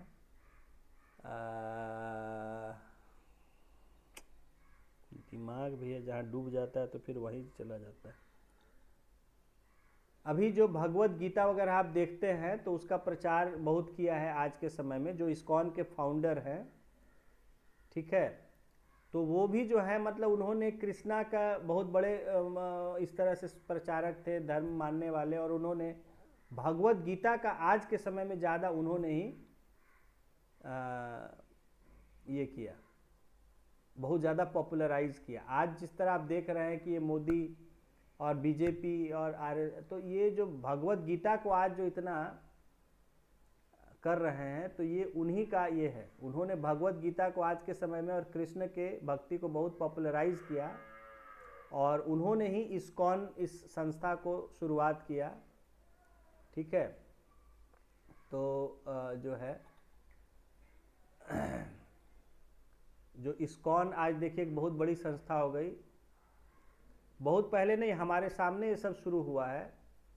और उन्होंने, लेकिन वो इतना उनका दुनिया में बहुत पॉपुलैरिटी हुई उनका, तो लोग उनके हर जगह फॉलोअर्स हो गया। तब उन्होंने लगा उनको कि एक हमें ऐसी संस्था बनानी चाहिए जो दुनिया भर में कृष्ण के बारे में मैसेज जो है लोगों को बताए। तो उन्होंने इस्कॉन नाम की संस्था, और इसमें भगवत गीता, आज देखिए आपको हर जगह दिखेगा भगवा कपड़े पहन के और लोग गीता को बेच रहे हैं या लोगों को सिखा रहे हैं, समझा रहे हैं उनको इस तरह का। तो वो, या हरे रामा हरे, उसको शुरुआत एक्चुअली इसकी हुई थी हरे रामा हरे कृष्णा मिशन के रूप में। हाँ, भक्ति वेदांत स्वामी भक्ति श्री प्रभुपाद नाम है उनका। अच्युतानंद एसी भक्ति हाँ अभी आया दिमाग में, प्रभु एसी भक्ति वेदांत स्वामी प्रभुपाद, ये और उनका कुछ लंबा नाम है। भक्ति वेदांत स्वामी अच्युतानंद, शुरू में एसी लिखते हैं, एसी भक्ति वेदांत स्वामी प्रभुपाद। तो उन्होंने ही जो फाउंडर हैं ये, तो पहले शुरुआत हुआ था हरे रामा हरे कृष्णा मिशन के नाम से। बाद में उन्होंने देखा कि इंटरनेशनली पॉपुलर हो रहा है, तो उसको उन्होंने बदल के नाम इस्कॉन कर दिया। और उनका जो है हरे रामा हरे कृष्णा, हरे रामा हरे कृष्णा, तो यही मैसेज रहता है। तो आज के समय में ये देखिए, उनको भी हम कह सकते हैं कि भक्ति आंदोलन जो चला रहे हैं, तो एसी भक्ति वेदांत स्वामी। खैर, तो यहाँ जो है उस समय चैतन्य महाप्रभु बंगाल में इन्होंने, देखिए इन्होंने भजन कीर्तन, आत्मा की शुद्धता और ईश्वर के प्रति प्रेम को महत्व दिया। इन्होंने भी वही कहा, भजन कीर्तन। तो देखिए यहाँ जैसा फोटो में आप देख पा रहे होंगे कि भजन कीर्तन, तो आज भी इस्कॉन में देखिए जो होता है भजन कीर्तन होता है, तो उस पर भजन कीर्तन के तरीके से समाज में कि सब मिल के गाएं और ईश्वर की भक्ति करें, तो एक सामाजिक बदलाव का इन्होंने जो है तरीका अपनाया। भजन कीर्तन, आत्मा की शुद्धता यानी विचारों की शुद्धता, तो हम शुद्ध विचार हमारे मन में हो, कोई खोट ना हो, कोई दोष ना हो, और ईश्वर के प्रति प्रेम को इन्होंने महत्व दिया। इनके अनुयायियों में हिंदू, मुसलमान, चांडाल, ब्राह्मण सभी को शामिल किया गया। तो इन्होंने भी सभी जातियों को एक समान देखा, और इसमें सभी धर्मों के, चाहे वो हिंदू हो, मुसलमान हो, चांडाल हो, ब्राह्मण, कहने का मतलब कोई भी जाति का हो, सभी को शामिल किया गया। तो बंगाल में और नॉर्थ इंडिया में चैतन्य महाप्रभु का भी बहुत नाम आता है, मिडिवल इंडिया में कृष्ण भक्ति में। उसके बाद कृष्ण भक्ति परंपरा में सूरदास और रसखान ने भी अपनी रचनाओं के माध्यम से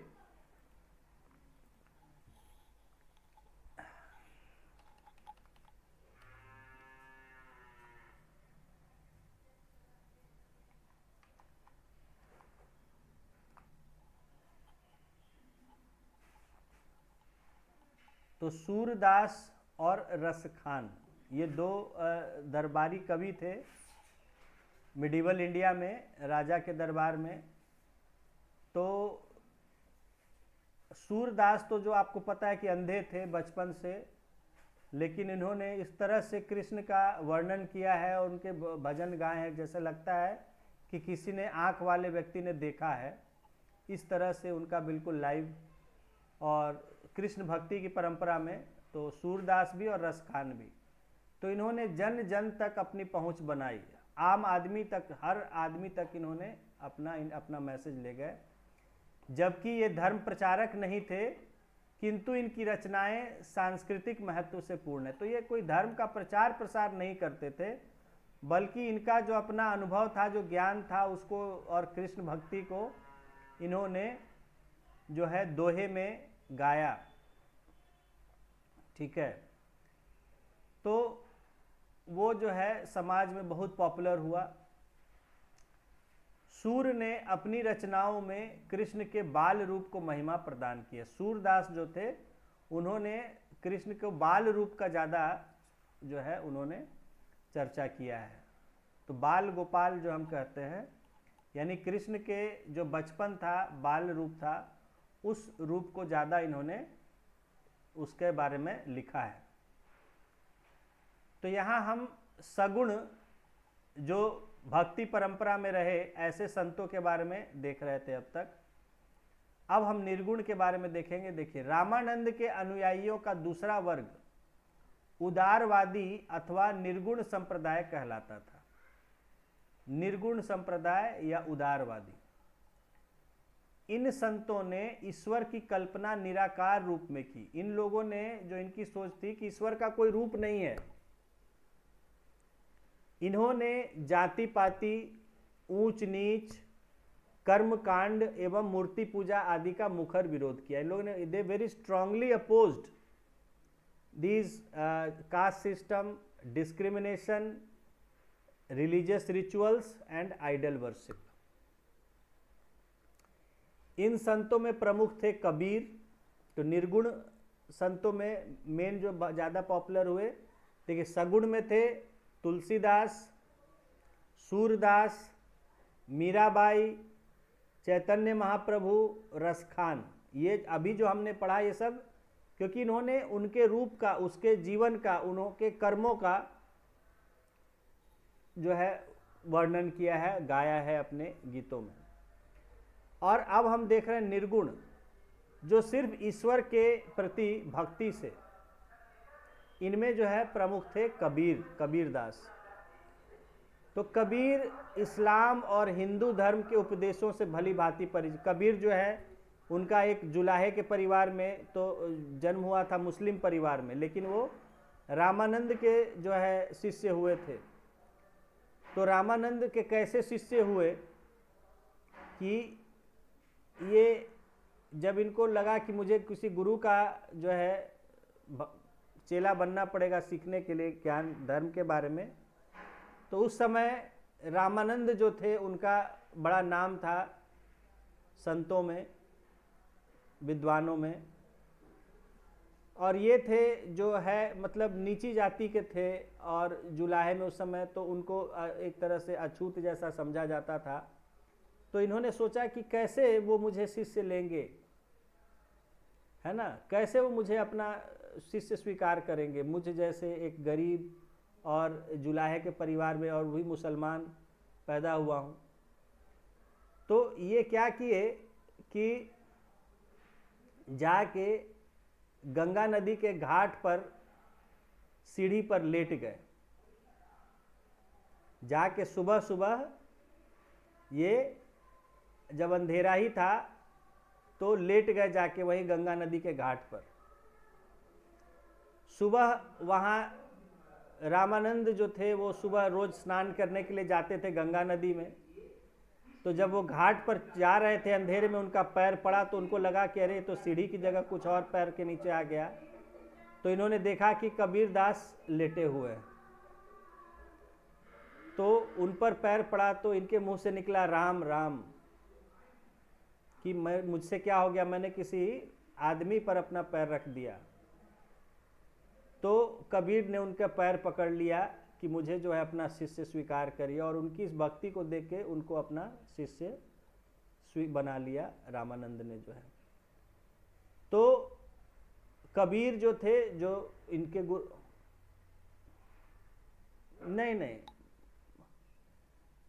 हाँ, नहीं, कहने का मतलब है कि उन्होंने उनके डिवोशन देखा कि जो ये जान रहे थे कि मैं रोज स्नान करते आता हूँ, तो देखिए हिज वे ऑफ एप्लीकेशन, उन्होंने कुछ नहीं बोला कबीर ने, बस वो लेट गए जाके कि मैं शायद उनके पैर के ही नीचे आने लायक हूँ, मैं उनसे ये तो नहीं कह पाऊंगा कि मुझे स्वीकार करिए, मैं किस लायक हूँ। तो हिज ह्यूमिलिटी, हिज प्योरिटी की, और जो उनका पैर पड़ा तो गुरु को जिस रूप में उन्होंने एक्सेप्ट किया एज टीचर, तो उन्होंने उनके इस अप्रोच से कि जो गुरु को इस तरह का सम्मान दे रहा है और आप इतना डिवोटेड है, कि आके कि भाई मुझ पर चल के चढ़े जाएंगे गुरुजी, तो सीढ़ी पर आके लेट गया घाट पर। तो उसको उसी समय उन्होंने उनको एक्सेप्ट कर लिया। तो अरे गिरे कि नहीं गिरे, अब जो है वो हाँ, हो सकता है कि मतलब डगमगा गए हों, या उनके रास्ते में जहाँ भी है, देखिए जितना मुझे याद है आप उसको देखिएगा नेट पर, उसका एक्चुअल क्या था वो डिटेल आपको मिल जाएगा। तो हाँ, कहने का मतलब है कि इस तरह से उन्होंने अपने आप को जो है उनका गुरु का अपना कुछ होगा दे देंगे, बाकी यहाँ जो है जितना अभी उसको देख लेते हैं। तो कबीर जो है, अब कबीर के बारे में बहुत कुछ है बताने को, तो फिर बहुत समय उसमें। कबीर देखिए बचपन से मैंने बताया कि एक गरीब मुसलमान जुलाहे परिवार में पैदा हुए थे, और बहुत इनका परिवार सिखाने की कोशिश करता था दुनियादारी की, ठीक है कैसे पैसा कमा सकते हो, और जुलाहे का काम सिखाया जाता था। लेकिन उनका मन ईश्वर की भक्ति में लगता था बचपन से ही, तो वो ये सब चीज़ दुनियादारी नहीं सीख समझ पाते थे। तो लोग कहते थे कि अरे अजीब है, पागल जैसा है, उल्टा पुल्टा करता रहता है कुछ भी। तो लेकिन वो कहते हैं कि जो सामाजिक जो एक चालाकी होती है, एक दुनियादारी होती है, उसको कभी सीख नहीं पाए। तो उनको लगा, तो फिर वो रामानंद के चले गए, उनके शिष्य बन गए, और उनसे तो उन्होंने फिर अपने जो उनके विचार थे उसको गा गा के लोगों के बीच में, और फिर धीरे धीरे जब लोग उनको जो है मानने लगे, उनके विचारों को, उनके जब समझे उनकी बातों को, जैसे हम आगे कुछ पढ़ेंगे,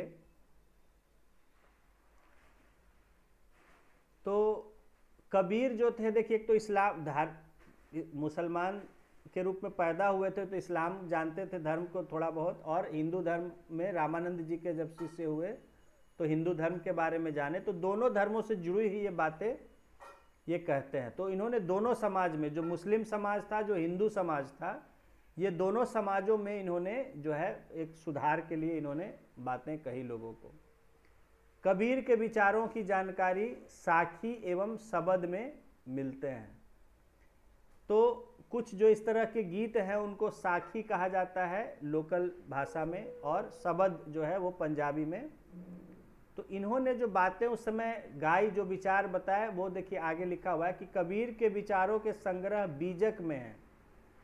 तो बीजक एक ग्रंथ कहा जाता है कि ग्रंथ है जिसमें कबीर के विचारों को उसमें कंपाइल किया गया, एक साथ कलेक्ट किया गया, बीजक। और उसमें 2 पार्ट हैं बीजक के, साखी और शबद। इनके कुछ भजन गुरु ग्रंथ साहिब और पंचवाणी में संकलित है। इनके जो भजन है वो गुरु ग्रंथ साहब में भी उसको कुछ लिया गया है। गुरु ग्रंथ साहब का संकलन गुरु अर्जुन देव ने किया, और गुरु ग्रंथ साहिब को जो है गुरु अर्जुन देव ने कंपाइल किया था, एडिट किया था।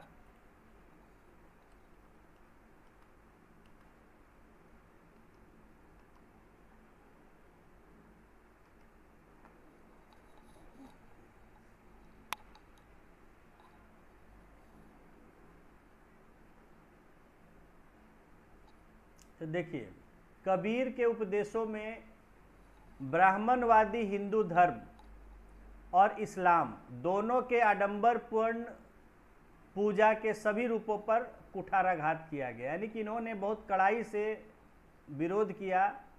एक तो जो हिंदू धर्म में जो उस समय दिखावा, ब्राह्मणवाद, ब्राह्मणों के द्वारा इतना सारा कर्मकांड जो करते थे उस पर, और इस्लाम में भी जो दिखावा शुरू हो गया था बहुत कुछ, तो उस पर भी, दोनों पर जो है इन्होंने एक कड़ा विरोध किया।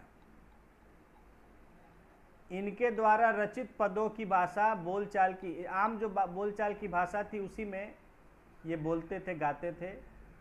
कभी कभी इन्होंने रहस्यमयी भाषा का भी प्रयोग किया जिसे समझना आसान नहीं था। कभी कभी ये थोड़ा ऐसे मतलब फिलोसॉफिकल वर्ड्स का यूज़ करते थे, तो जिसका मैसेज क्या है वो जल्दी समझ में नहीं आता था।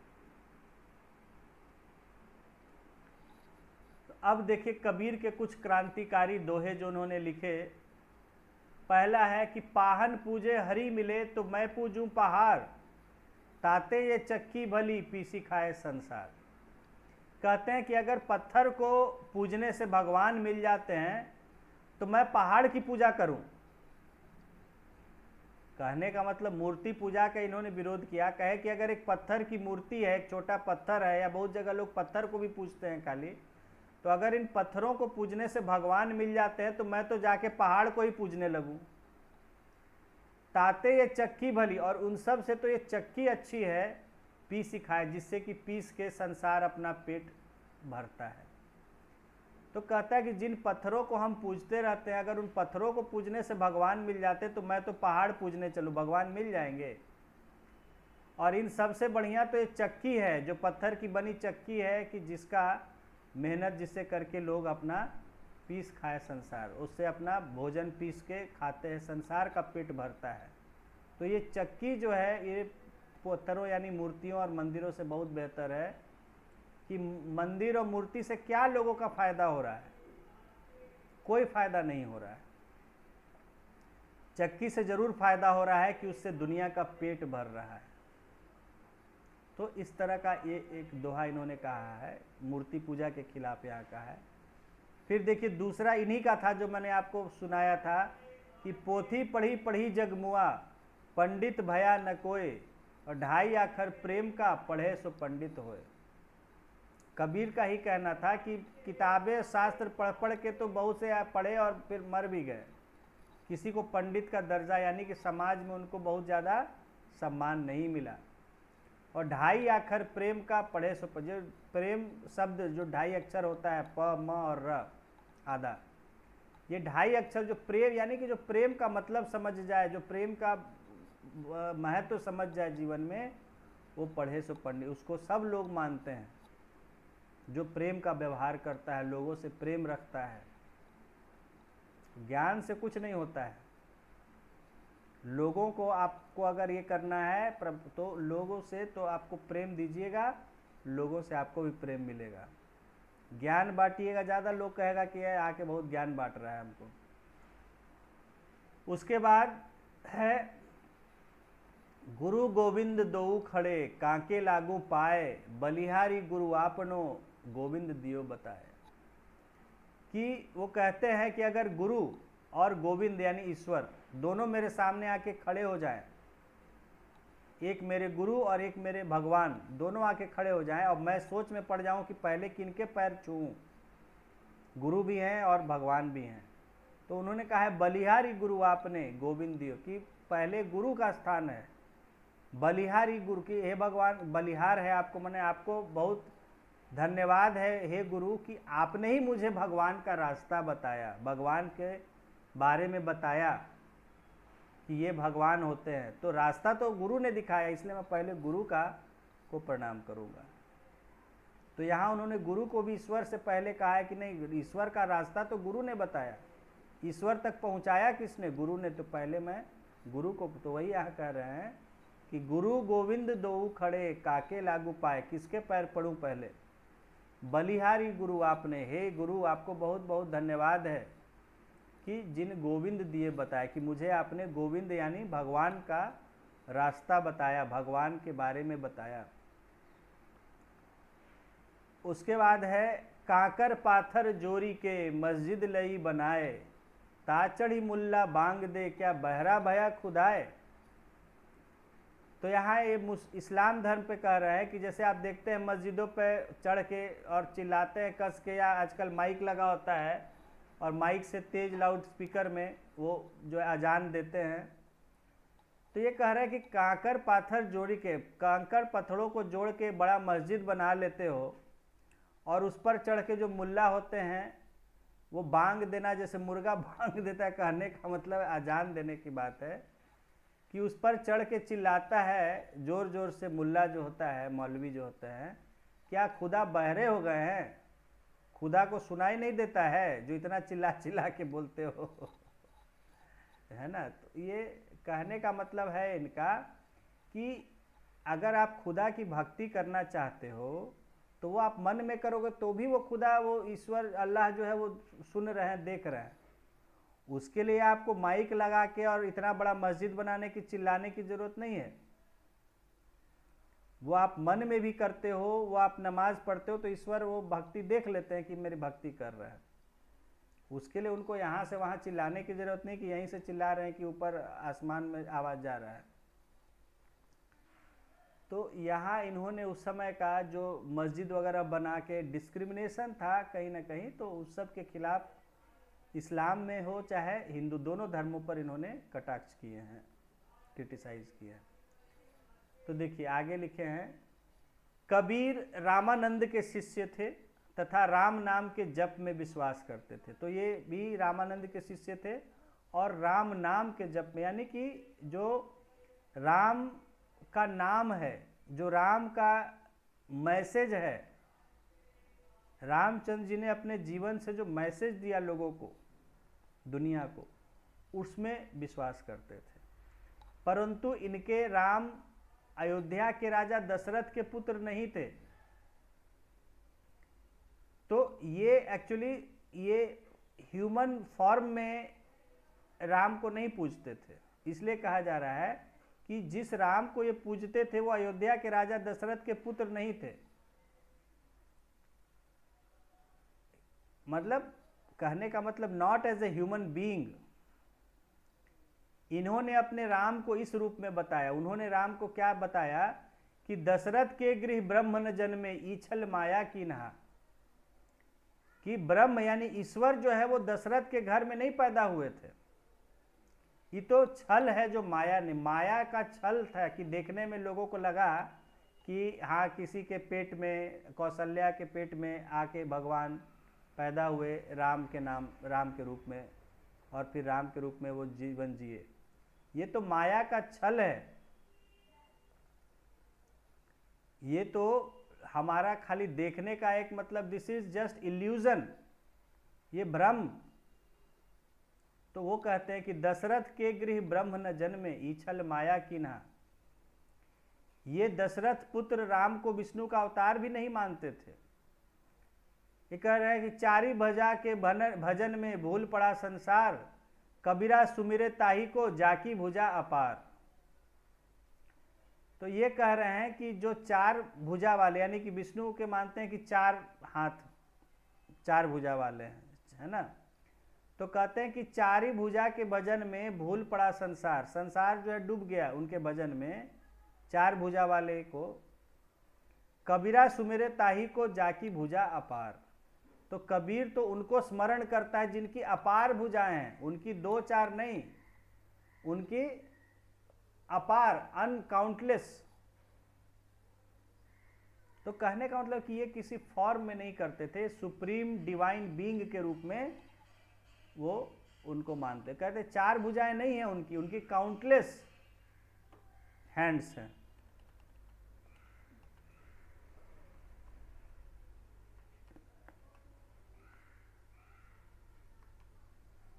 चलिए ठीक है।